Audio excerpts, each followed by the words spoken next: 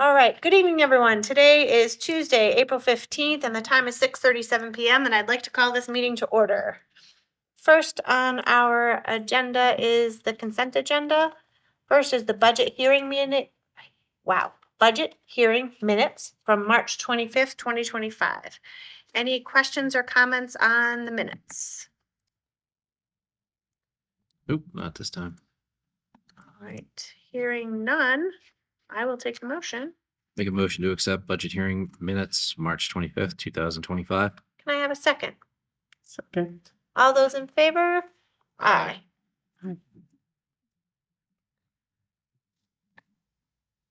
Next is school committee meeting minutes from March 25th. Any questions or comments on those minutes? Hearing none, I'll take the motion. To approve, Yeah. so move. Can I have a second? Second. All those in favor? Aye. Aye. All right, next is budget forum minutes from April 1st. Questions or comments on those? Hearing none, I'll take the motion. I'll make the motion to approve the budget forum minutes from April 1st. Can I have a second? Second. All those in favor? Aye. Aye. Next, we have warrants 59, 6, and 62. They've gone around for signature. Questions or comments on those? No, they look good. Thank you. Make a motion to accept warrants 59, 61, and 62. Oh, 61, sorry. Yeah. It's 6. I think it's 6. 59, 6, and 62 is what they have on the... Was it 59? What's this one? Oh, so this one in the folder says 61, our agenda says 6. I didn't actually look at the top when I signed it. I don't know which one it is either. Oh. Well, Like somebody deleted. it is 61 though. 61, okay. Yeah, 61. 59, 61, and 62? Correct.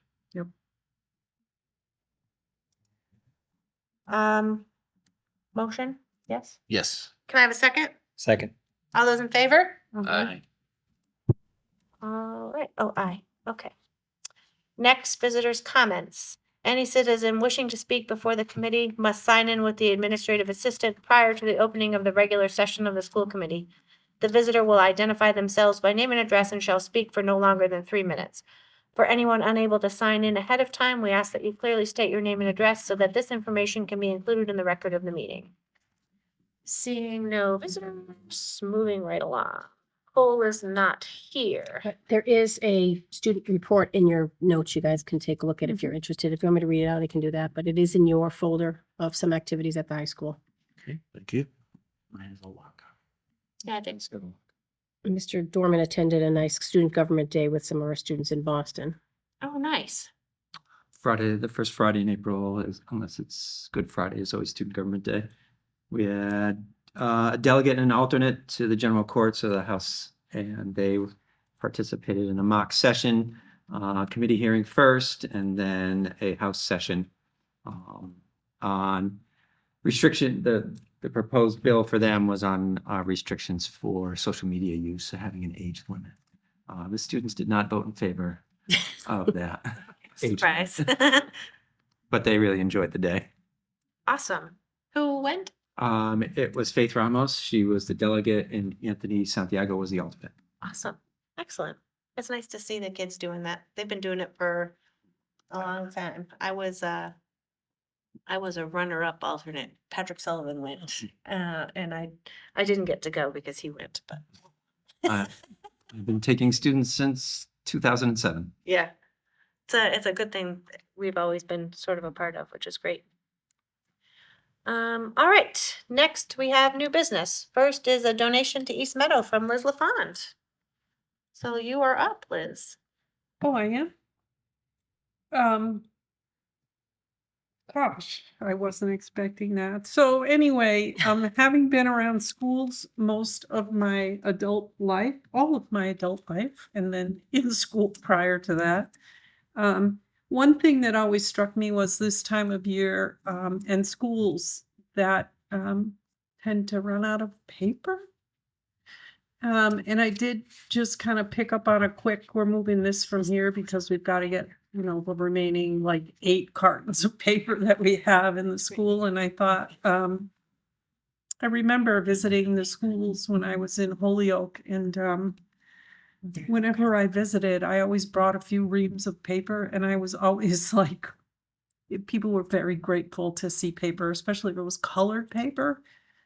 So I just thought, I wished I could do more, but I made a small donation to the school to sort of get them through the end of the year with paper. Also, with my own grandsons, I like to get them away from the screen and onto paper, so I don't care what kind of paper they buy, but I love to see kids using it. Awesome. Thank you very much. You're That's welcome. super generous. Well, Um, when I hit the lottery, I've been saying that for a long time. That's wonderful, Liz. Really, I sincerely you. appreciate it. Thank you. Can I have the motion to accept the donation? Make a motion to accept the donation from Liz LaFond. Can I have a second? I'll second. All those in favor? Aye. Again, thanks very much, Liz. I'll abstain from that, Jenny. You're everybody, the kids, the staff, whoever needs it, very welcome. I wish it could have been more. Next is the transfer of funds from teacher salary cost center to a substitute teacher cost center. So the sublines have been hit pretty hard this year.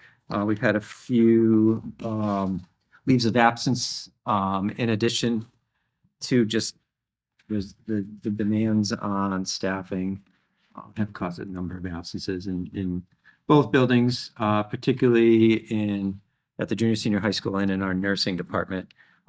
So in this I would normally reference in my report, but in the budget monthly update on page 2 at the bottom starts the subbing lines, and it finishes at the top of page 3. And you can see the status of the 2 schools in the nursing department. And so that right now puts us at, with our last payroll, $537 deficit. And so we're going to need to be able to cover our sublines for the remainder of the year. Doing an estimate, taking average payroll amount for subbing, I projected probably about $12,000 to cover us for the remainder of the school year is what I would propose. The committee transfer from the teaching salary line to the substitute lines. We have had a few unfilled positions in the teaching positions this year. So that's where the surplus exists to be able to make that transfer. And that shouldn't cause us any problems because of those unfilled positions, correct? No, these have been things we've been monitoring all school year. Excellent. Any additional questions for Todd? Nope, makes sense.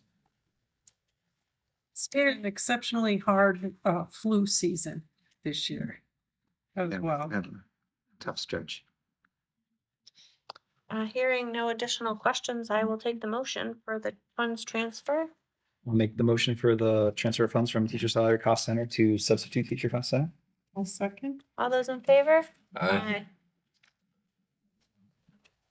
Okay, continuing, but business is our fiscal year 26 budget. Go ahead. I put in the folder, both digitally and one copy, the motion for the committee. I don't know what that's what I said. Yeah, I don't know where the copy is, but we've got it. Got it right here. I did put it in the folder earlier, but anyway. Is the copy of the motion in here?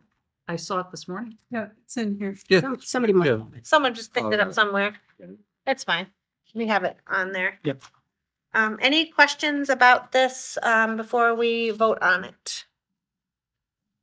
Anything adjusted or anything at all? So nothing is adjusted from our meeting 2 weeks ago on the 1st. So the 2 parts of the motion, one is the actual town allocation, and then the other is our total operating budget, which is our projection and grants, our revolving offsets. That gives us our total operating budget. So do we have to make two motions? Yes, please. Okay. All right, so do I read it and then, or can I make a motion? I was a financial genius here at the table. I always envy people who understand numbers better than me. I have to work so hard at it. Go ahead, someone. Oh, make a motion to approve the proposed fiscal year 26 Granby Public Schools school operating budget of $10,618,920 to submit to the town of Granby in preparation for the annual town meeting. Second. All those in favor? Hi. Just a note on the second motion, is that supposed to be 12,000 or 12 million? It's 12 million, Okay, Apologize. 43 or 430? 430. So make the motion. I can make the motion to approve the proposed FY 26 Granby Schools total operating budget of $12,450,430. Second. All those in favor? Aye. Aye. Awesome. Okay, all right, so we're gonna break for subcommittees. We've got budget and policy. It's 6:48. Do we think a half an hour is enough time? Is that enough time for you guys, you think? We can touch base after a half hour and see what you think? Sure. All right, so we'll break and then we'll be back after. Okay, policy, wanna give us an update? So I will admit to not having gone through and done the side-to-side review. We got a bit sidetracked when we talked about competency determination, which will be coming back to us in the future. Nothing we talked about in any detail today. We did get through the first few policies. I'm going to go ahead and do that side-by-side comparison, and we will whip right through it at our next meeting. How does that sound? Sounds fantastic. Great. All right, budget? Yeah, we covered the overview of the budget forum and budget hearing and talked about how grateful we were to the town for working with us this budgetary cycle. They really did a lot to support us to fill those gaps, and it was very symbiotic, and we were appreciative of it. So we're going into our annual town meeting in a good spot, and yeah, that's what we discussed. Anything to add? Nope. All right, moving right along. Mary Jane. Okay, I met with Joanne, the chair of the Granby Cultural Council, to discuss how we can strengthen our partnerships and create opportunities for community engagement. The Cultural Council has agreed to move forward with us on the idea of hosting the art show at our art site at the high school. That's going to be held on May 15th. They would like to work with us to also, they're also going to give us a cash prizes for our students. And we're working together to see what that looks like as far as who's going to be voting and things like that. So I'll be meeting with her again later in the week to talk about that. And additionally, the council would like to work with us regarding the possibility of the school hosting a sculpture event. The Cultural Council gives away grants, and they have a local artist that is creating a sculpture who is interested in displaying it in the town, and they'd like to have a little get together to have a reveal type thing. We'll have to take a look at it, and then bring in some food trucks and things like that to really make it more community based. So I'm going to be working with her pretty closely in the next couple of months to see how we can do things like that with them. I also wanted to let you know, families know that Granby Public Schools will have a summer program for 4 weeks in the summer at no cost to families from 9 to 12 for students in grades 2 through 5. It starts on July 7th and it goes to July 31st. The program is outdoors all around us, and each week will be a unit based on themes. If you have interested, please contact East Meadow, and they'll put you in touch with the person at the collaborative to give you that information. They've been putting that information in their newsletter as well, so you can visit their newsletter if you're interested in the summer camp. As we end of the year, I wanted to give you a copy of the activities planned for students. In case you guys can attend them, I gave you the link, so take a look at those. I want to also remind you that graduation is June 7th at 10 o'clock. So those are that information for you had. Our accountability status was recently released. Granby Public Schools accountability data indicates that we've made substantial progress towards our goals and our targets. And our leadership team has begun diving into the data to determine our next steps. That will help us celebrate what we're doing well and help us identify areas we need to improve on. And this data will also help us determine some of our professional development and possible interventions for our students in the coming months and into next year. And then we also have some good news at the legislation. It's not all bad news, but there is some good news. The House Ways and Means Committee is expected to release its budget tomorrow. And as we know that we've been all advocating for additional funding with Chapter 70 and other ways to change that formula. But it was noted that the House Ways and Means budget will sustain universal free lunch meals next year. So that's something we were concerned with. So they're going to have that, and as well as continuing to fund the Student Opportunity Act. Chapter 70 still looks a little iffy, and there's too much uncertainty on that right now, but, you know, we'll see what that looks like. That's all that I have right now, but just suffice to say that we're looking to create more opportunities for community engagement at the school in the next few months. Excellent. Any questions for Mary Jane? Todd? I have a couple of quick comments. I love working with the Granby Cultural Council. And any way we can work with any other group in Granby to get them into our schools. Let's see what's happening here, right? That's always good. I'd love to, I'm going to go on to Desi now. This is something I actually can do with some, if Desi has the updated numbers up there, which I'm sure they don't, do they? Accountability. I love to look at that. Oh, sure. It's available if you go to our district profiles. I will do that. Yep.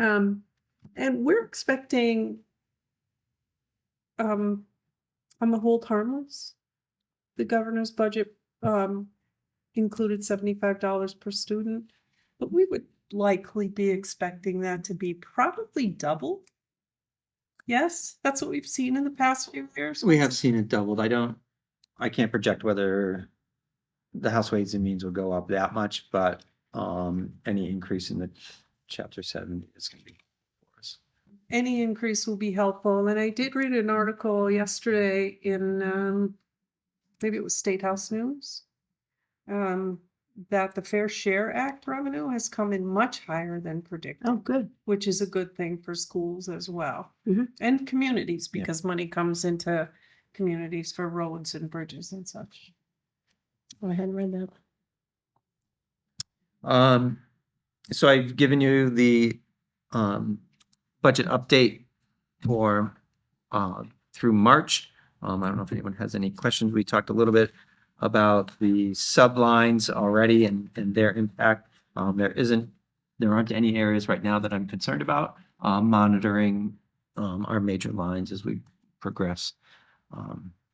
We had a relatively mild winter, so we have a little bit of savings in that area that we can use because we had some extra repair costs to East Meadow, particularly at the beginning of the year. The newer building is in some ways costing us more than the older building, so it's a little frustrating. We didn't anticipate budgeting some of these repairs, so I think we'll be able to use that. So I'll be monitoring that and probably bring that back to the committee's attention in May. Anything on the kitchen? So that would be my next thing. See that? See how good we are? See that, Todd? It's like simpatico. That's right. I used that word twice today. I love it. So Mary Jane and I are having a virtual meeting with the contractor who won the bid and the architect and the engineer. So our introductory meeting to kick off the project. We have our contract signed, so we are ready to proceed. We'll find out what their timetable is to get started. Our goal was to have them start June 23rd. So the students will have been done for just about a week at that point. And so then they can get right in and get started on that. And we've already identified, and I may have brought this to the community's attention, that we'd be doing our extended year programming at East Meadow, so we wouldn't have any disruption of services and make sure the building is ready to go. Excellent. Awesome. And that's all that I have for this week. Liz, CES? Hmm? Anything from E CES? Nothing from CES. You know, I couldn't get to the last meeting. No problem. Um, We just have it live there all the time for standing reports, so. yeah, I do have the next meeting on my calendar. Excellent. Anything else before we vote to enter into executive session?